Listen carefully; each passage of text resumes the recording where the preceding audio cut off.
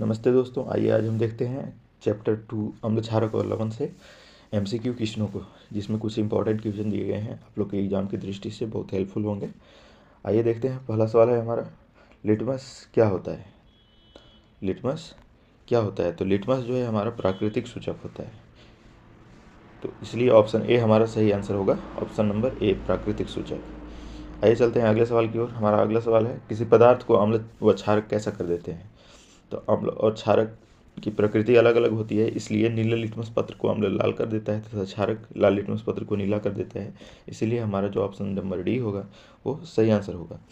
आइए चलते हैं अगले सवाल की ओर। और सवाल नंबर 3 है, भोजन का स्वाद खट्टा एवं कड़वा किस कारण से होता है।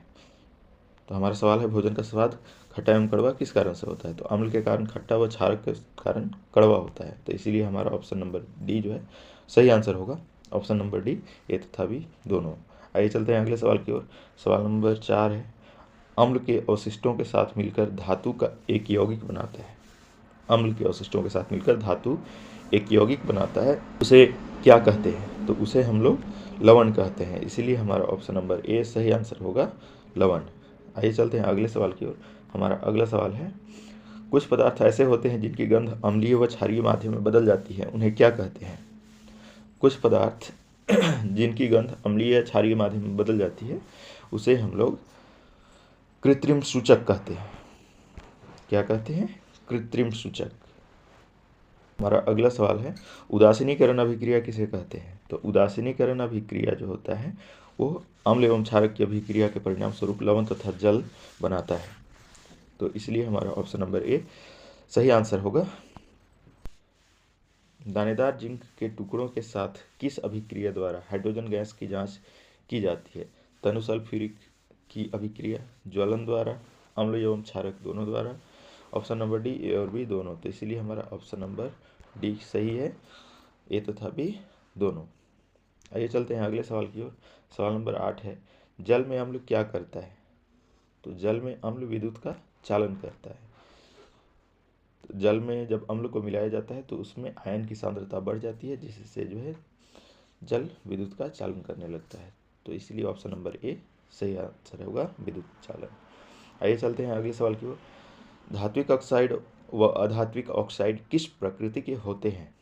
तो धात्विक ऑक्साइड का प्रकृति क्षारीय तथा अधात्विक ऑक्साइड का प्रकृति अम्लीय होता है, तो अम्लीय व क्षारीय ऑप्शन सही होगा, ऑप्शन नंबर सी, अम्लीय और क्षारीय।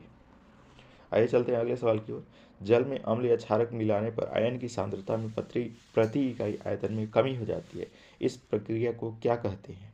तो जल में अम्ल या क्षारक मिलाने पर सांद्रता में कमी हो जाती है, इसको हम लोग बोलते हैं तनुकरण। तो ऑप्शन नंबर बी इसका सही ऑप्शन है, तनुकरण। आइए सवाल है हमारा, किसकी उपस्थिति में HCl में हाइड्रोजन आयन उत्पन्न होते हैं। हवा की उपस्थिति, जल की उपस्थिति, लवण की उपस्थिति, अम्ल की उपस्थिति के कारण।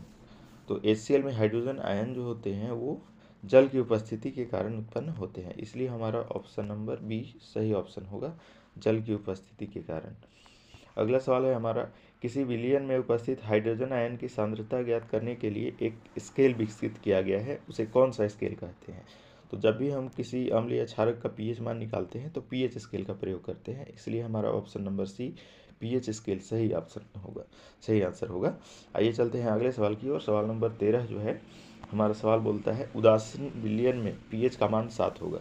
तो हम जानते हैं कि उदासीन विलयन के पीएच का मान 7 होता है। यदि पीएच स्केल पे किसी विलयन का मान 7 से कम है तो कौन सा विलयन होगा। तो अगर पीएच का मान 7 से कम होता है तो वो होता है अम्लीय विलयन, तो इसीलिए ऑप्शन ए सही आंसर होगा वो ऑप्शन नंबर बी, अम्लीय विलयन। आइए चलते हैं सवाल नंबर 14 की ओर। सवाल नंबर 14 बोलता है, अम्ल वर्षा कब होती है। जब वर्षा के जल का पीएच मान 5.6 से कम हो जाता है, जब वर्षा के जल के पीएच का मान 5 से कम हो जाता है, जब वर्षा जल का पीएच का मान 5.5 से अधिक हो जाता है, या वर्षा जल के पीएच का मान 5.6 से कम हो जाता है। तो हमारा जो सही आंसर है वो है हमारा ऑप्शन नंबर डी, वर्षा के जल का पीएच का मान 5.6 से जब कम हो जाता है तो हम उसे बोलते हैं कि अम्ल वर्षा हो रहा है, ऑप्शन नंबर डी। आइए चलते हैं अगले सवाल की ओर। हाइड्रोक्लोरिक अम्ल कौन उत्पन्न करता है। तो हाइड्रोक्लोरिक अम्ल जो है हमारे अमाशय में बनता है, तो हम सभी जानते हैं कि ऑप्शन नंबर डी इसका सही ऑप्शन होगा, ऑप्शन नंबर डी अमाशय। आइए चलते हैं अगले सवाल की ओर। सवाल नंबर 16 है, शुक्र का वायुमंडल सल्फ्यूरिक अम्ल के कैसे बादलों से बना हुआ है? तो सल्फ्यूरिक अम्ल के मोटे पीले और श्वेत बादल होते हैं, इससे बना हुआ है। तो ऑप्शन नंबर डी जो है सही ऑप्शन होगा, उपरोक्त सभी।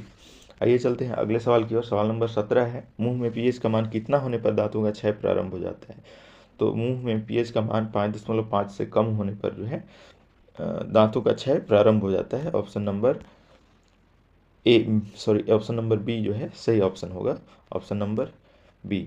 जब हमारे मुंह का पीएच का मान 5.5 से कम हो जाता है तो हमारे दांत जो हैं अपने आप झड़ने लगते हैं, गिरने लगते हैं, इसलिए ऑप्शन बी सही ऑप्शन है।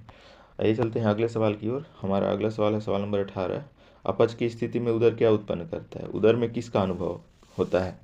तो अपच की स्थिति में अत्यधिक मात्रा में जो है उधर हाइड्रोक्लोरिक अम्ल उत्पन्न करने लगता है, इससे हमको दर्द और जलन का अनुभव होता है।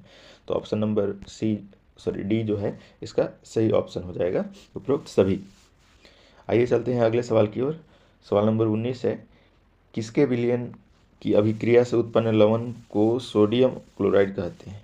किसके विलयन की अभिक्रिया से उत्पन्न लवण को सोडियम क्लोराइड कहते हैं? तो हमारा जो ऑप्शन है हाइड्रोक्लोरिक अम्ल, sodium hydroxide, sodium oxide, option D A तथा बी दोनों। तो हमारा जो ऑप्शन डी है ये सही आंसर है, ए तथा बी दोनों। तो इसीलिए हमारा जो ऑप्शन नंबर डी होगा वो सही ऑप्शन होगा। आइए चलते हैं सवाल नंबर 20 की ओर। नेटल क्या है? तो नेटल जो है एक शाकीय पौधा है जो जंगलों में उपजता है, और नेटल के डंक वाले बाल होते हैं उसमें छोटे छोटे बाल होते हैं जो कि कांटे के जैसे होते हैं। डंक वाले बाल मेथेनोइक अम्ल छोड़ते हैं, जिससे अगर गड़ जाता है तो इससे हमको जलन का अनुभव होता है। तो ऑप्शन नंबर डी जो होगा इसका सही आंसर होगा, ऑप्शन नंबर डी, उपरोक्त सभी। आइए चलते हैं अगले सवाल की ओर। अगला सवाल है हमारा 21 नंबर, कोई विलयन लाल लिटमस पत्र को नीला कर देता है, तो इसका पीएच क्या होगा? तो अम्ल जो होता है वो लाल लिटमस को नीला कर देता है, क्षारक जो है लाल लिटमस को नीला कर देता है और अम्ल नीला लिटमस को लाल करता है। तो ऑप्शन नंबर डी जो होगा वो क्षारक होगा, क्योंकि क्षारक का पीएच मान जो होता है वो 7 से अधिक होता है। तो 7 से अधिक बस एक ही है ऑप्शन में, ऑप्शन नंबर डी, जो कि क्षारीय प्रकृति को दर्शाता है। सवाल नंबर 22 है, कोई विलयन अंडे के पीसे हुए कवच से अभिक्रिया कर एक गैस उत्पन्न करता है जो चूने के पानी को दूधिया कर देती है। इस विलयन में क्या होगा? तो कोई विलयन अंडे के पीसे हुए कवच से अभिक्रिया करके गैस उत्पन्न कर देता है जो कि चूने के जल को दूधिया कर देता है। तो इस विलयन में जो है वो हमको होगा option number C, HCl, hydrochloric अम्ल। सो हमारा सही ऑप्शन हो जाएगा HCl को बोलते हैं हाइड्रोक्लोरिक अम्ल। चलते हैं अगले सवाल की ओर। हमारा अगला सवाल है, NaOH का 10 ml विलयन HCl के 8 ml विलयन से पूर्णतः उदासीन हो जाता है। यदि हम सोडियम हाइड्रोक्साइड NaOH के उसी विलयन का 20 ml लें तो इसे उदासीन करने के लिए HCl के उसी विलयन की कितनी मात्रा लगेगी? तो HCl जैसे कि हम देख रहे हैं कि NaOH का जब 10 ml लेते हैं तो उसका HCl का हमको 8 ml लगता है। इसी तरह से अगर दुगना कर देते हैं NaOH की मात्रा को तो HCl की मात्रा को भी हम दुगना कर देंगे, तो 8 दूनी 16 हो जाएगा। तो इसीलिए हमारा जो ऑप्शन नंबर सी होगा वो सही ऑप्शन है, 16 ml। आइए चलते हैं अगले सवाल की ओर। अपच का उपचार करने के लिए निम्न में से किस औषधि का उपयोग किया जाता है? अपच यानी कि खाना जब नहीं पचता है तो उसको हम लोग अपच बोलते हैं। तो अपच का उपचार करने के लिए जो है हम लोग एंटासिड का प्रयोग करते हैं। एंटासिड यानी कि पेट में बहुत ज़्यादा एसिड बन जाता है तो उसको कम करने के लिए एंटासिड का यूज किया जाता है। तो इसीलिए हमारा जो ऑप्शन नंबर सी होगा वो सही आंसर होगा, एंटासिड।